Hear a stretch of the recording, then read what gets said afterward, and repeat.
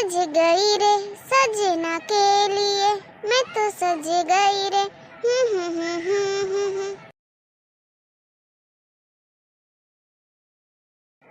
देखो मैं कैसी लग रही हूँ।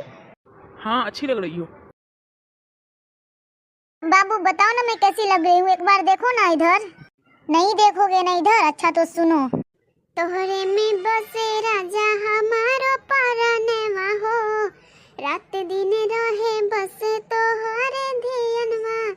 हमन झूमे नाचे गावे जब तोहरा के पावे, बड़ा नीक लागे राजा तोरा संगवा हो। कबहू ना हाथ छूटे हमारा सजन से, साथ रहे उनके हर जन्मवा हो।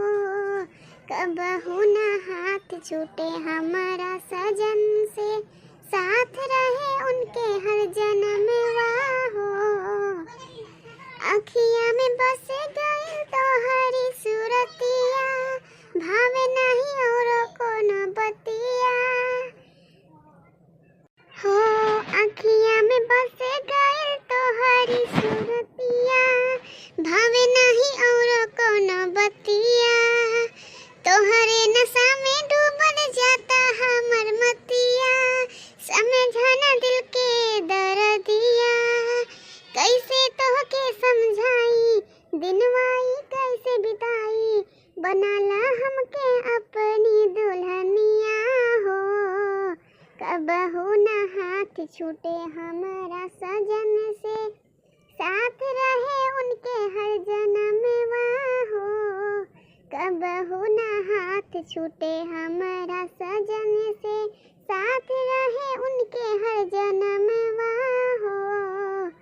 तोहरे में बसे राजा हमारो परनेवा हो, रात दिन रहे बस तोहरे धियनवा। 16 सिंगार कैनी तोहरे ला सावरिया, एक बार देखब त हो जैब बावरिया। 16 सिंगार कैनी तोहरे ला सावरिया, एक बार देखब त हो जैब बावरिया। हो सजना सावर थोड़े थोड़े गोर लागेला, हो सजना सावर थोड़े थोड़े गोर लागेला। जैसन सोचले रहनी जैसन सोचले रहनी ओहू से बेजोड़ लागेला, जैसन सोचले रहनी ओहू से बेजोड़ लागेला। जब से मिलल बाटे तोहो से नयनमा, हरे और तू ही लौकता रहो सजनमा। जब से मिलल बाटे तोहा से नयनमा, हरे और तू ही लौकता रहो सजनमा हो। हमरा दिल के दिया के तू अजोड़ लागेला, हमरा दिल के दिया के तू अजोड़ लागेला। जैसन सोचले रहनी ओहू से बेजोड़ लागेला, जैसन सोचले रहनी ओहू से बेजोड़ लागेला। ओ सजना दिलवा के हमारा तू चोर लागेला, ओ सजना दिलवा के हमारा तू चोर लागेला। जैसन सोचले रहनी ओहू से बेजोड़ लागेला, जैसन सोचले रहनी ओहू से बेजोड़ लागेला। अच्छा, जब तुम अपनी दिल की बात कह सकती हो तो मैं भी अपने दिल की बात कह सकता हूँ। गुलाबे जैसन खिलल बारू तू भंवरा से मिलल बारू, करत दिल के कतल बारू, के करे मेहनत के फल बारू। लाली होठवा के ललचावे करत दिलवा इलू इलू, हीरोइन हो हीरोइन तना न पिएलू, कहता अखियाँ नशा में जिएलू। बतावा कहीं गाजा तना न पिएलू, कहता अखियाँ नशा में जिएलू, हीरोइन हो।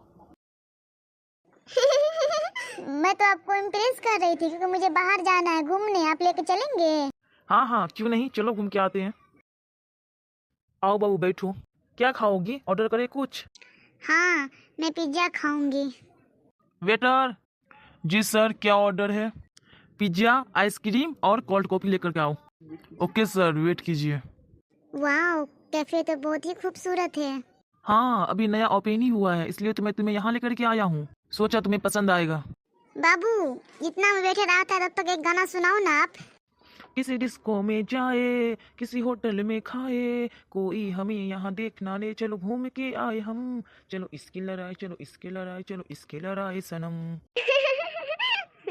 और कुछ सर? नहीं थैंक यू। खाओ बाबू। हो गया, आप घर चलिए। बहुत थक गई। मैं भी बहुत थक गया, चलो कुछ देर आराम कर लेते हैं।